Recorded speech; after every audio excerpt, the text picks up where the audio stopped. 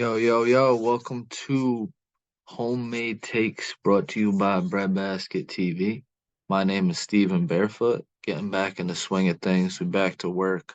Post Martin Luther King Day, everybody getting back to school, starting up the spring semesters, wishing everybody luck. And there's just been so much fucked up shit going on in the world recently. Georgia offensive lineman Devin Wilcock and staff member Chandler LaCroix died in a car crash days after their national championship victory. That's terrible, man. Terrible.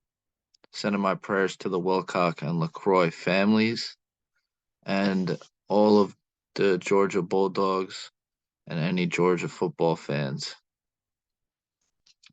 In other news, Jamin Pugh, also known as Jay Briscoe, has passed away today at 38 years old. Jay and his brother Mark Briscoe are Ring of Honor Hall of Famers, and they held the Ring of Honor World Tag Team Championship 13 times. They were the reigning Ring of Honor World Tag Team Championships as they defeated FTR to win the titles at Ring of Honor Final Battle. I believe it was a car accident also, and it's just so much fucked up shit going on. I try not to dwell on it. I try not to dampen anyone's mood starting off the episode that way, but it's just sending the prayers to the Pew family, all wrestling fans out there, any fans of Jay Briscoe and Mark Briscoe as well. So let's get into the episode. The NFL divisional matchups. I missed one game with my predictions. I bet the Buccaneers, but the Bucks never had a chance in that game. I don't know if that proves how good the Cowboys are, how bad the Bucks are. Maybe a combination of both, but going into this week, the Jacksonville Jaguars will be getting 8.5 points as they go into Kansas City to play the Chiefs. I believe that game is the early game Saturday. I know that. I'm not sure if it's 1 o'clock. I think it's 1 o'clock. And then I got Kansas City with the 8.5. I mean, the Jaguars went down 27 to the Chargers. Kansas City's not going to blow that kind of lead. Then the Giants getting 7.5 points at Philly. I like the Giants in this one. That's the late game Saturday night. I don't like the Giants to win, but I like them with the 7.5 points. I think that game's going to be very close. And the thing that stands out to me is how sneaky close that Week 18 matchup was, even with the Giants backups. It's really hard to beat a team three times in any sport. I mean, in football or basketball. But the it's the third time the Eagles are playing the Giants, but only the second time the Giants are playing the Eagles. I think that game is tight, and I like the Giants plus 7.5. The 3 o'clock game Sunday, Bengals getting 5 going into Buffalo. I like Buffalo -5. Both teams kind of looked a little shaky in the wild card weekend. Um, the Bills, they let Miami stick around too long in that game. And the Bengals, I mean, if Sam Hubbard doesn't run back a 98-yard fumble return for a touchdown, we might be talking about Ravens Bills this weekend. But this is what we get. We get the rematch of the DeMar Hamlin game. They get to play this one out in Buffalo. I like the Bills -5. Then the Cowboys go getting 3.5 points going into San Francisco. Um, the Cowboys can beat anybody and they could lose to anybody, as they've proven in the last 2 weeks. Um, I like San Francisco -3.5. I'm big on Brock Purdy, but it feels like anybody could play quarterback with Kyle Shanahan and them targets he got out there. He's got one of the best supporting casts at maybe ever. I mean, the defense, Christian McCaffrey, Debo Samuel, Brandon Ayuk, George Kittle. He's got the weapons. He's got the tools. This is a Super Bowl team. And I picked the Eagles from the beginning of the year, but I said it a couple weeks ago. I think San Fran might be the team in the NFC. I like them -3.5. And then I went on DraftKings and looked up some player props that I like going into this weekend. It's not a parlay, it's just some props that I like and I'm thinking about, I mean, if I do end up coming up with a parlay, it'll definitely have some of these props in it and I'll post that on my social medias at Breadbasket TV, Instagram, Twitter, and TikTok. But I like Travis Kelsey 2+ touchdowns plus 425. Travis Kelsey, he's been quiet of late. It's been the Pacheco McKinnon show, really. I think Kelsey gets back on track. Not that he hasn't been that guy. He's the best tight end in football by far. In my mind, he's the best tight end of all time. I think him and Mahomes go out and they throttle Jacksonville. I mean, if there was, I might even look at a 3+ touchdown for Travis Kelsey. Then I like Daniel Jones rushing TD plus 205. The DraftKings passing, rushing, receiving props are not active yet. Only touchdowns are active. But I like Daniel Jones over any rushing yards. I mean, obviously you're not going to go over like 50 or 60. I would think about like maybe 45 would be the max that I'd go. But I like Daniel Jones rushing yards this week against Philly. And then the way I did the rest of these is kind of like who has made big plays recently that hasn't necessarily gotten a touchdown, but who I like to look who these quarterbacks are looking for in big plays. So I've got 5 player TD props that I'm looking at. Richie James for the New York Giants at plus 360. Daniel Bellinger of the New York Giants plus 425. I can't fucking speak tonight. Jesus. Cole Beasley plus 380. Khalil Shakir plus 850. And Trent Irwin of the Cincinnati Bengals plus 900. Khalil Shakir and Cole Beasley came up big last week for Buffalo. And I like both of them to possibly get in the end zone. One or the other, if not both. Then I got Dallas Goedert over receptions. Jalen Hurts looks for him, and he's a solid tight end. I think this might be the week of the tight end, to be completely honest with you. I love the tight end props. I love Travis Kelsey. I love Dallas Goedert. And then George Kittle, two TDs at plus 1,200. And Dalton Schultz, 2 TDs plus 1,900. I love both of those two. I think this is the week of the tight end. Um, Hey, who knows? I might even throw Dawson Knox in there. I haven't looked at any of his TD props, but I might throw him in there also. In Buffalo, it's a 60 to 80% chance of rain. So I like James Cook over rushing yards and Josh Allen over rushing yards also in that game. And then the last prop, I like McCaffrey over receptions.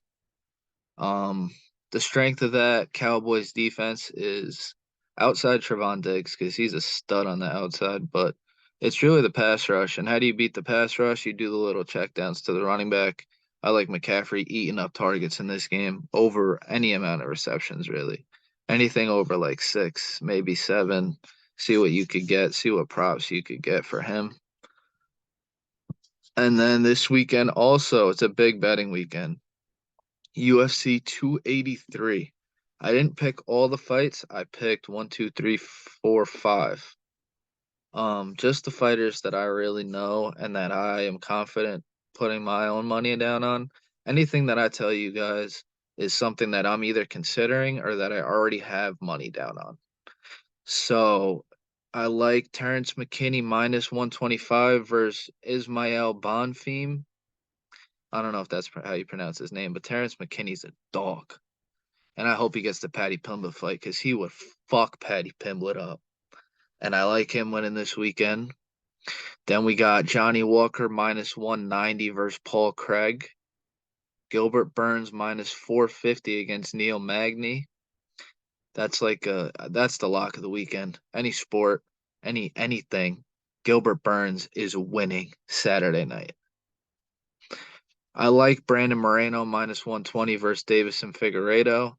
And I like Glover Teixeira as the underdog, surprisingly, plus 110 versus Jamal Hill. That's UFC 283. In other UFC news, Dana White announces Francis Ngannou's release from the UFC.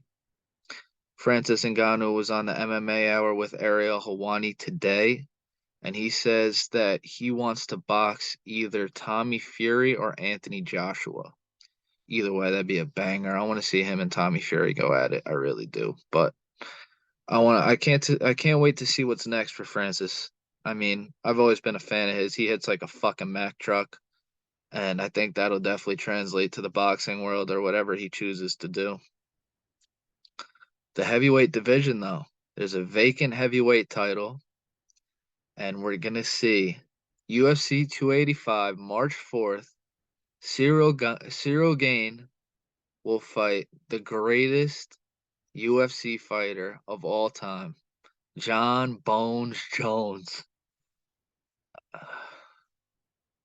And I'm not even necessarily confident putting money down on John Jones. So much he's I've heard he's put as much as like 40 to 60 pounds on. I don't know if we're gonna see the same John Jones. It's a different weight class. It's been at least what, 3, 4 years since he's fought. He's still the GOAT though. I can't bet against him, but I don't know if I can put money down on him either in this matchup. I can't wait. It's gonna be must-see TV, that's for sure. Then, speaking of must-see TV, UFC 286, Leon Edwards versus Kamaru Usman 3 in London. Why do I feel like Leon's gonna win? Kamaru was so untouchable for so long, but in London, Leon's coming home with the belt. I think he wins. I really do. I Obviously he's got all the momentum, but I can't wait to see what happens with that too. Kamaru's been so dominant, but Leon's got the momentum, and we've seen he can put Kamaru out with one shot. So we'll see what happens. And Jake Paul versus Tommy Fury is a done deal for the third time now. We'll see if they actually fight this time for February 25th per sources. So we'll see what happens with that. Once it's official, we'll dive into that a little bit more. WWE Raw 30 next week. I cannot wait. It's going to be such a banger of an episode. They're going to have a segment with all Raw legends. Shawn Michaels, Undertaker, Teddy Long, X-Pac, Kurt Angle, Jerry Lawler, the Bella Twins, Road Dogg, Farouk, and Ric Flair. I can't wait. That shit's going to be fire. I don't know what's going to happen with it, but it's going to be awesome to see all those guys back.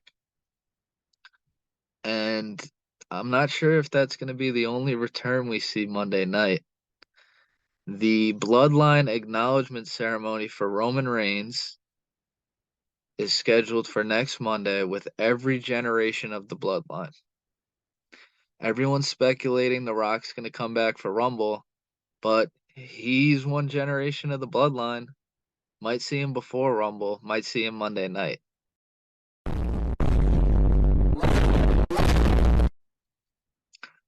Becky Lynch versus Bayley in a steel cage match. This is all building up to a six-man tag or six-woman tag with Becky, Mia Yim, and Candice LeRae versus Bayley, Dakota, and Io Sky. The steel cage match should be a banger. Then the Usos versus Judgment Day, Damian Priest and Dominic Mysterio.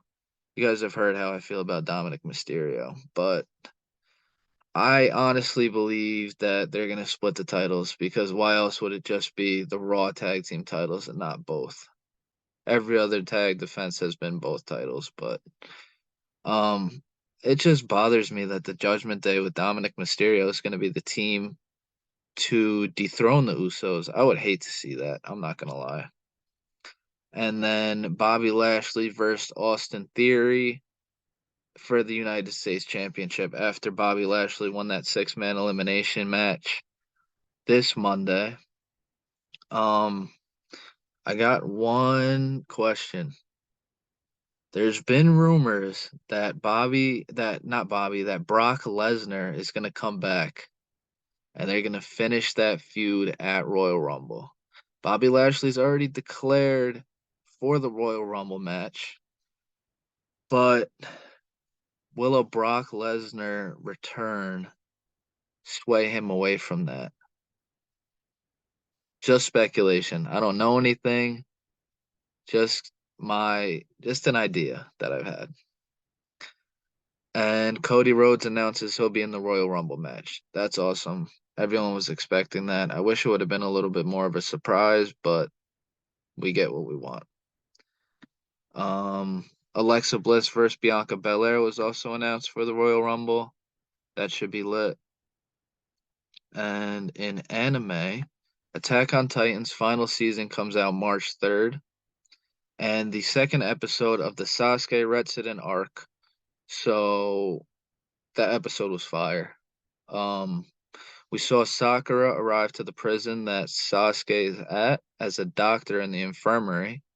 And kind of how she came into the picture was she saved Sasuke from the poison from the Mino attack. Mino is that dragon that is basically like a security guard, pretty much. Anyone that tries to escape the prison, it just chomps down.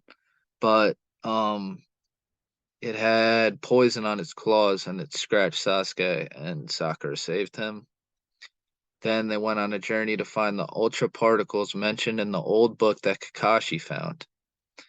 And there seems to be a little bit of a riddle linked to the Sage of Six Paths and the Tailed Beasts, but I'll have to see what happens next week. Definitely a dope ass arc. Can't wait to see what happens next with it. Next Sunday, every Boruto episode comes out Sunday. Can't wait to watch that. And then Yankees news. Pitchers and catchers February 16th, position players February 20th, and the first spring training game against the Atlanta Braves February 26th. I can't wait for spring training, man.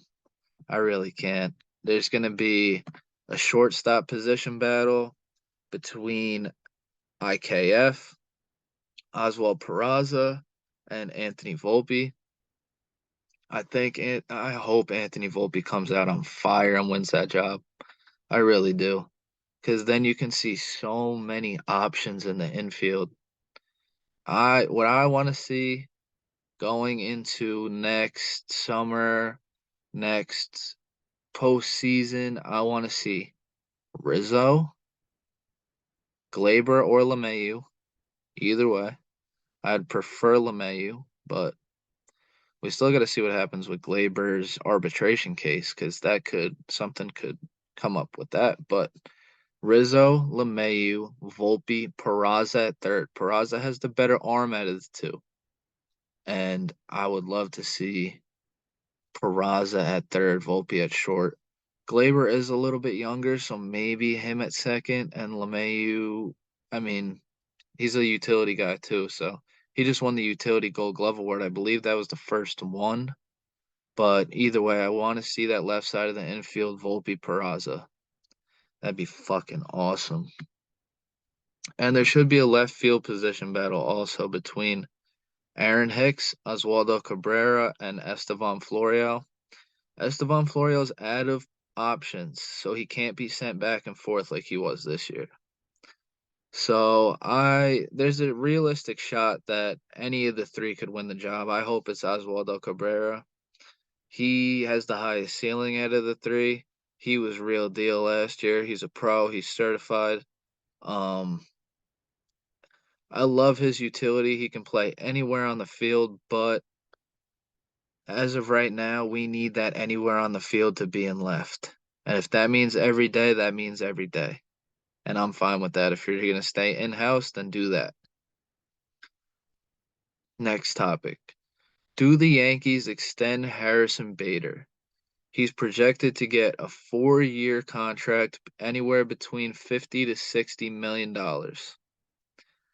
The thing with Harrison Bader is, did the Yankees bring him in to be a bridge between this Yankee team and Jason Dominguez and Everson Pereira? Because they're both, I believe they're both center fielders, but what I'm thinking is we saw like a quarter of a season from Bader. Yes, he was a stud in the playoffs, and you know what you get with his glove. But I think you watch him in the first half, see what happens, and then you can look at a possible, possibly not extending him, and then bringing up Dominguez to play center when he's a free agent and putting Pereira in left. I believe Dominguez is a switch hitter. You need at least one switch hitter out there. If you put Pereira in left, Dominguez in center, I mean, you're really young. That's the only problem. And we've seen there's growing pains with these young guys. There always is. And when you go that young, it's tough to, Bader's a pro. And on both sides, hitting and fielding. I mean, his strength is obviously with his glove, but we'll see what we get. We'll see what happens with that. And then we talked about Frankie Montas, Frankie the Yankee last week. Um, it he might not pitch another game as a Yankee. Similar to the Trevor Story thing with the Red Sox, the Yankees are projected to plan as if Frankie Montas will not be back with the team because this is going on a year injury now with his shoulder. And this is his contract year. So I'm going to get the Yankees would need a fifth starter. My opinion on that.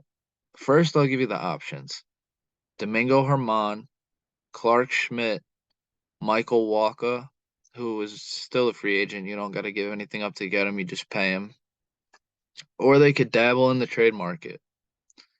Pablo Lopez is a name people love. I think that's very unlikely, but I've heard some Yankee fans bring it up.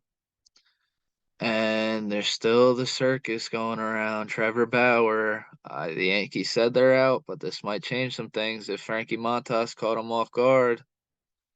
Um, I think you can almost rule out Pablo Lopez. There might be some other trade names that nobody's mentioning, but if it were up to me, I'm not talking about postseason right now. I'm talking about fifth starter in the opening series in March, April, May. Give me Clark Schmidt. He's 26 years old, former 16th overall pick. And he's a guy, he needs a shot.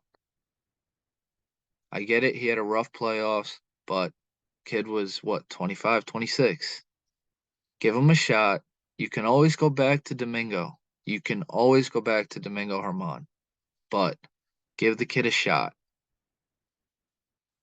There's the Yankees have probably the best four-man in baseball, but I'm giving Clark Schmidt a shot. You really don't got much to lose. He's your fifth starter. Um, I love the potential. He's proven to be nasty. He has. And I just think Domingo Domingo Herman has been around a little bit longer. He's not going to be as flustered if you go. Because what happens if you go Domingo and then he sucks?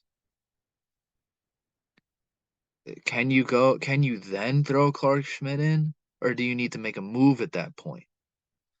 If you go Clark Schmidt first and he sucks, Domingo Herman has proven to be able to do that. Has been proven you can take him out of the bullpen and throw him in a starter role and not much is going to change. So, to start the season, I want Clark Schmidt. That's my opinion. That's the episode. Just hopping in quick, talking all this shit, you know. You know how we do on Homemade Takes, brought to you by Breadbasket TV. Anyone listening on YouTube, please like, comment, share, subscribe. Hit me up in the comments. Hit me up in the DM. You got questions, I got answers. But yeah, peace out. I'll talk to y'all later.